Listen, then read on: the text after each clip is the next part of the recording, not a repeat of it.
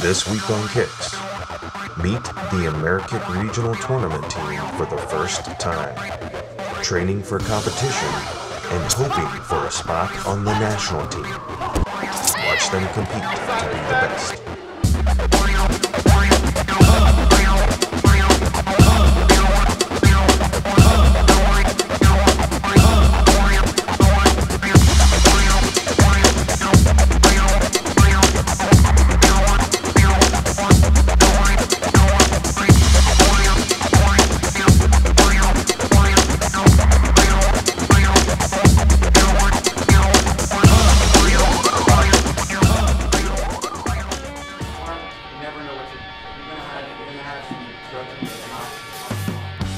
Coaching the Amerikick competition team. I'm also one of the head instructors at Willow Grove as well up at Warrington. I've been teaching about 24 years, and I started about 27 years ago when I was 13 years old. One of our main reasons for getting the Amerikick competition team started is some of our older teens had approached me and said, Sensei Mike, hey, can we do some outside tournaments, because we're only competing against each other at the Amerikick schools. And I have about 6 older teens on the team right now. Sabrina was actually the one to want to make up the Amerikick team.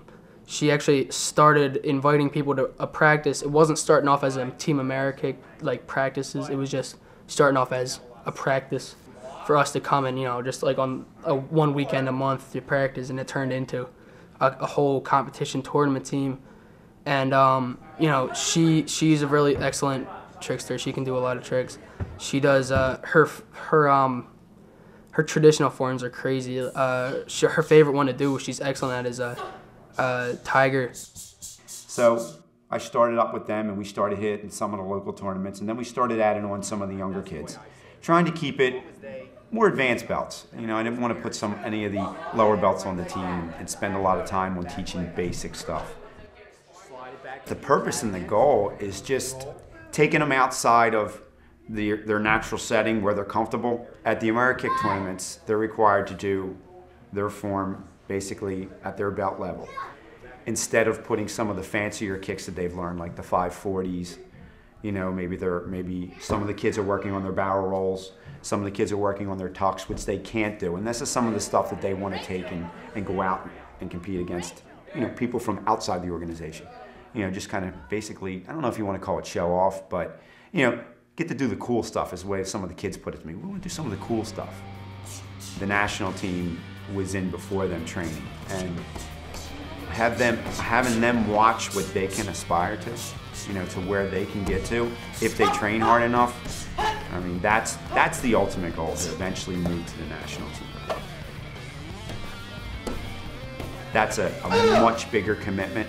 And this is kind of the regional team is a little more affordable anyway, to say the least, you know, especially when you're only traveling up and down this coast. But definitely at some point, I see a few members of the team being up at that level. Now, the person you were partnered up with is the first person you're going to spar. So I got a ring here. Considering we have about 20 different Amerikick schools, number one is I look for instructor recommendation. Whoever the head instructor or the owner is of that school, all right, I want a recommendation from them. The willingness from the parents to travel.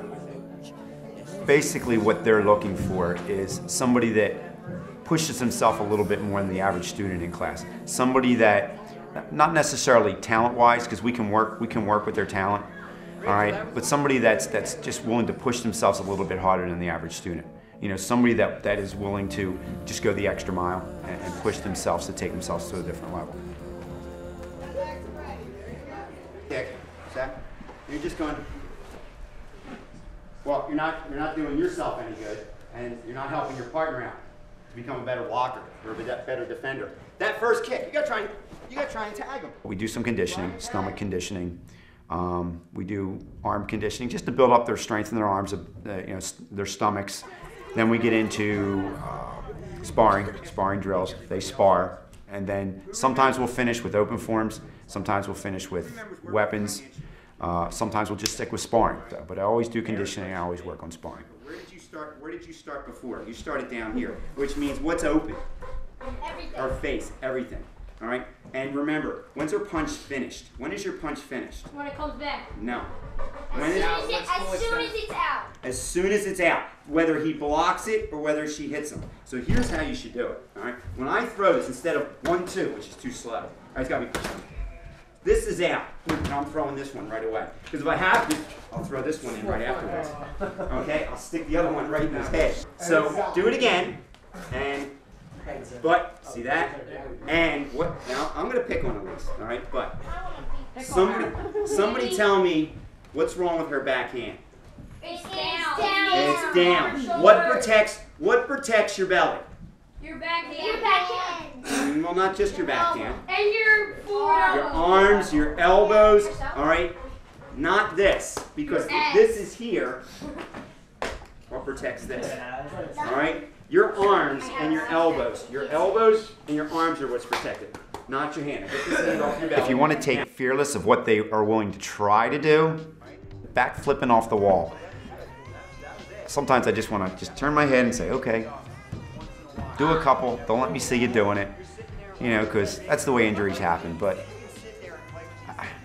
they've done it a number of times before. What are you going to do? Kids will be kids. You know, when we were down in Atlantic City, they were back flipping off the railing onto the sand. I didn't find this out till later, of course, but teenagers will be teenagers. Here's something you need to play with. Watch.